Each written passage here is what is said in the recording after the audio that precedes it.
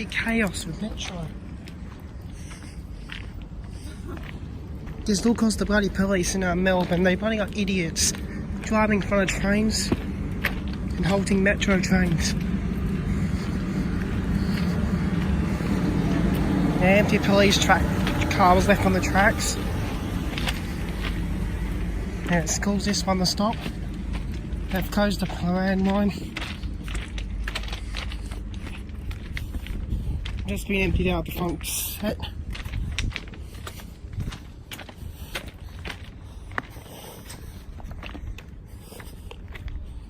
And there's the Metros.